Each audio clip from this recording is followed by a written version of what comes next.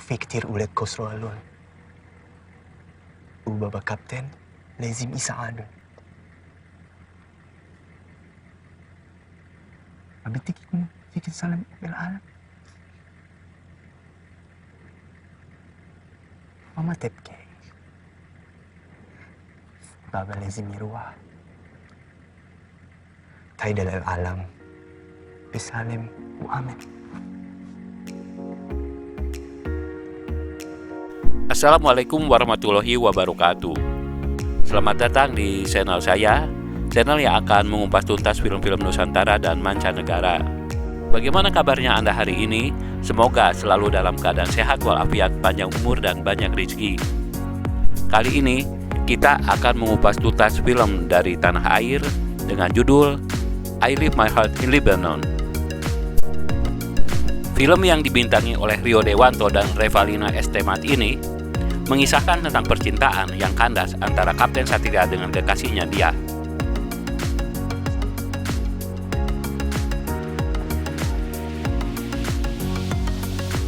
Film yang disutradarai Benny Setiawan dirilis tahun 2016. Dan perlu saya sampaikan bahwa alur cerita ini mengandung spoiler.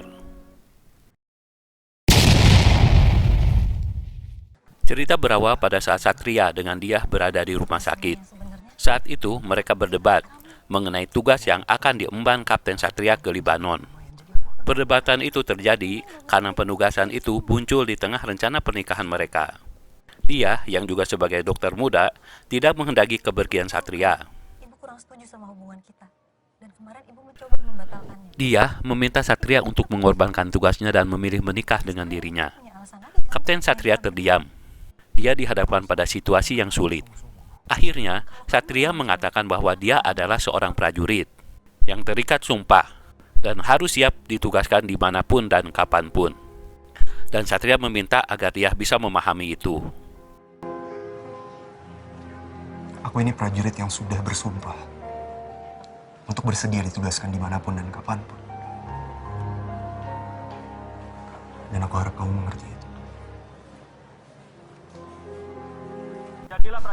Scene beralih pada saat penugasan pasukan Garuda ke Lebanon. Sebelum diberangkatkan, semua prajurit diizinkan untuk bertemu dengan keluarganya. Satria hanya ditemani kedua orang tuanya. Kemudian sang ibu menanyakan keberadaan dia. Satria menjawab, mungkin dia berhalangan hadir karena dia baru diangkat menjadi dokter spesialis. Dia nggak datang? Mungkin berhalangan. Dia kan baru jadi dokter spesialis.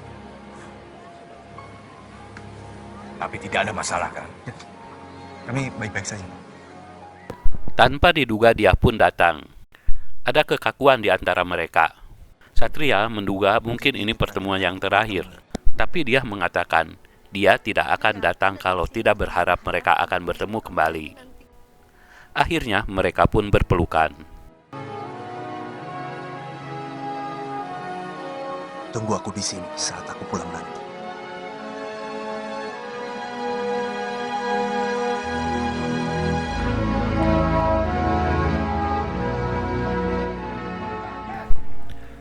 Saat bertugas di Lebanon, Kapten Satria memimpin kegiatan patroli yang harus mereka lakukan di daerah konflik tersebut.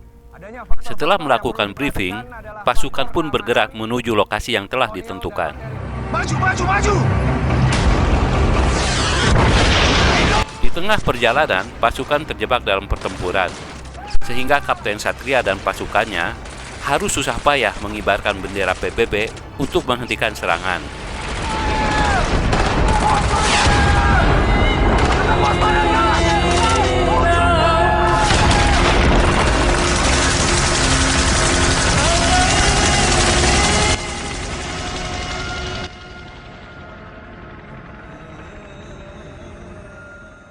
Aksi heroik yang dilakukan Kapten Satria disaksikan oleh Surya, ayah dari Diah.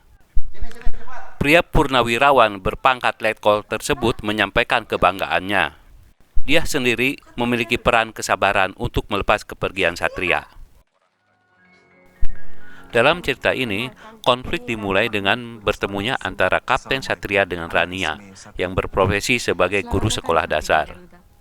Rania yang memiliki kemampuan berbahasa Indonesia biasa membantu pasukan Garuda dalam melaksanakan tugasnya di Lebanon. Kontingen Garuda, jadi dia bisa bahasa Indonesia. Saya urus ya. Dalam kunjungannya ke sekolah tersebut, sosok anak pendiam bernama Salma menjadi perhatian Satria. Dia mencoba berkomunikasi dengan anak tersebut, namun tidak mendapatkan respon. Salma adalah anak dari Rania. Dia menjadi sosok pendiam setelah ayahnya tewas dalam sebuah peristiwa ledakan bom.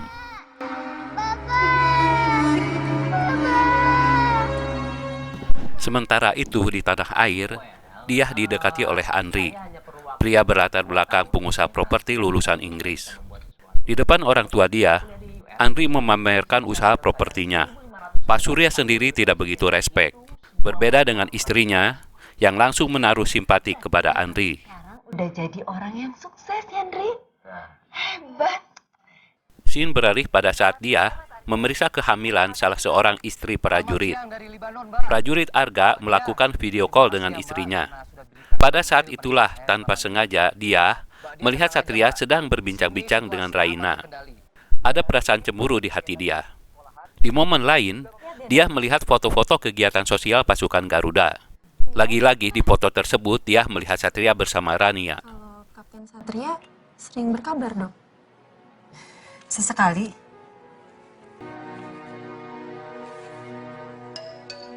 Di sela-sela kesibukan, Satria menghubungi dia. Karena didorong oleh perasaan cemburu, dia pun tidak mengangkatnya. Kemudian, Satria kembali disibukkan dengan tugasnya menjaga perdamaian di Lebanon.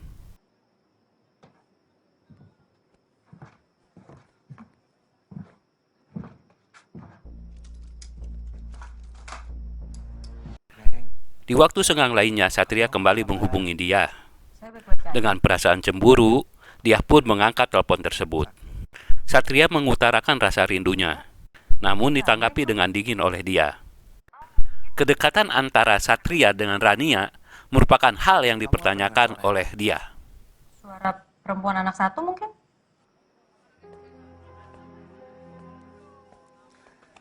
Pada dia, Satria mengatakan bahwa dia merasa prihatin dengan kondisi seorang anak bernama Salma. Namun, pernyataan Satria tersebut tidak dipahami oleh dia.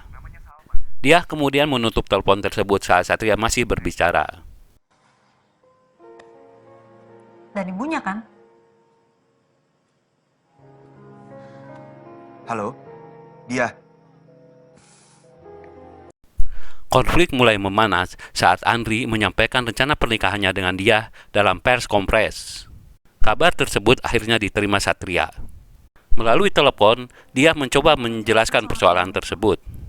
Namun, Satria menganggap semua persoalannya sudah jelas. Sudah cukup jelas semuanya.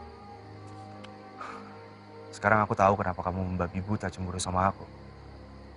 Rupanya ya memang kamu ingin memuluskan rencana kamu menikah dengan... Neng gak sejahat itu. Justru kamu yang katanya nyuruh Neng untuk nungguin kamu. Tapi nyatanya kamu malah sama perempuan itu. Sudahlah, dari awal kamu memang ragu. Harusnya aku bisa membaca itu. Kemudian pembicaraan di antara mereka terputus karena adanya serangan mendadak.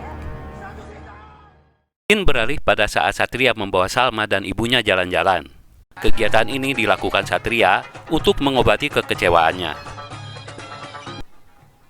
Selain itu, Satria juga ingin memberikan kebahagiaan pada Salma, gadis cilik yang mengalami syok pasca peristiwa bom yang menewaskan ayahnya. Baru kali ini kedengaran ini romantis. Diceritakan, Satria kembali ke tanah air. Dia pulang untuk menemui dia. Namun, pada saat itu Andri dan keluarganya berada di rumah dia untuk menentukan hari pernikahan antara Andri dengan dia. Prajurit tidak akan menangis karena kematian. Dia cuma menderita karena pengkhianatan dan ketidaksetiaan. Siap. Saya tidak akan menyalahkan siapapun dalam hal ini. Dan ini juga bukan kegagalanmu ataupun kekalahanmu. Ini justru kemenangan terbesarmu sebagai prajurit yang mengutamakan tugas utamanya. Siap, Komandan. Satria ditemui Pak Surya di depan rumah.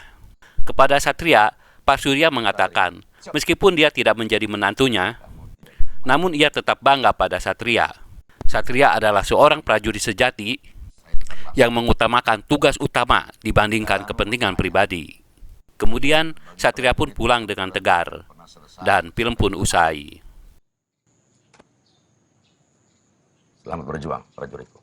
Siap, laksanakan. Izin.